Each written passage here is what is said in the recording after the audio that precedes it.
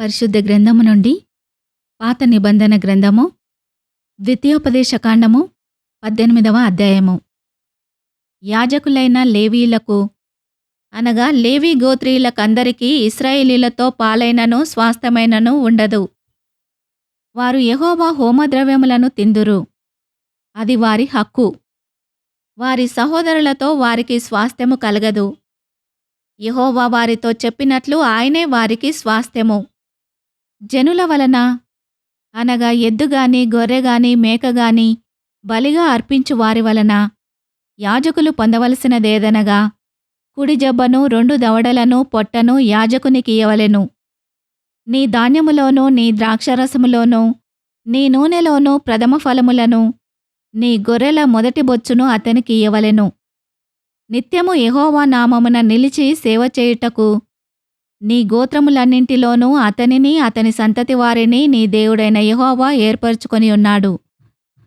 ఒక లేవీయుడు ఇశ్రాయేలీల దేశమున తాను విదేశిగా నివసించిన నీ గ్రామములలో ఒకదాని నుండి యెహోవా ఏర్పరచుకొను స్థలమునకు మిక్కిలి మక్కువతో వచ్చినప్పుడు అక్కడ యెహోవా సన్నిధిని నిలుచు లేవీయులైన తన గోత్రపు వారు చేయునట్లు అతడు తన దేవుడైన యెహోవా నామమున సేవ చేయవలెను. అమ్మబడిన తన పిత్రార్జితము వలన తనకు వచ్చినదిగాక అతడు ఇతరుల వలె వంతు అనుభవింపవలెను. నీ దేవుడైన యెహోవా నీకిచ్చుచున్న దేశమున నీవు ప్రవేశించిన తర్వాత ఆ జనముల హేయకృత్యములను నీవు చేయ నేర్చుకొనకూడదు. తన కుమారునైనను తన కుమార్తెనైనను అగ్నిగుండము దాటించు వానినైనను శకునము చెప్పు సోదెగానినైనను మేఘశకునములను గాని సర్పశకునములను గాని చెప్పువానినైనను చిల్లంగి వానినైనను మాంత్రికునినైనను ఇంద్రజాలకునినైనను కర్ణపిశాచి నడుగువానినైనను దయ్యముల యొద్ద విచారణ చేయువానినైనను మీ మధ్య ఉండనీయకూడదు. వీటిని చేయు ప్రతివాడును యెహోవాకు హేయుడు. ఆ హేయములైన వాటిని బట్టి నీ దేవుడైన యెహోవా నీ ఎదుట నుండి ఆ జనములను వెళ్ళగొట్టుచున్నాడు. నీవు నీ దేవుడైన యెహోవా యొద్ద యథార్థపరుడవై ఉండవలెను. నీవు స్వాధీనపరచుకొనబోవు జనములు మేఘశకునములను చెప్పువారి మాటను సోదెగాండ్ర మాటను విందురు. నీ దేవుడైన యెహోవా నిన్ను అలాగున చేయనీయడు.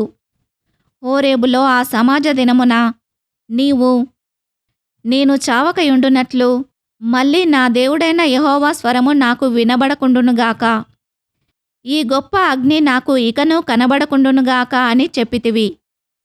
ఆ సమయమున నీ దేవుడైన యెహోవాను నీవు అడిగిన వాటన్నింటి చొప్పున నీ దేవుడైన యెహోవా నీ మధ్యను నా వంటి ప్రవక్తను నీ సహోదరులలో నీ కొరకు పుట్టించును. ఆయన మాట నీవు వినవలెను.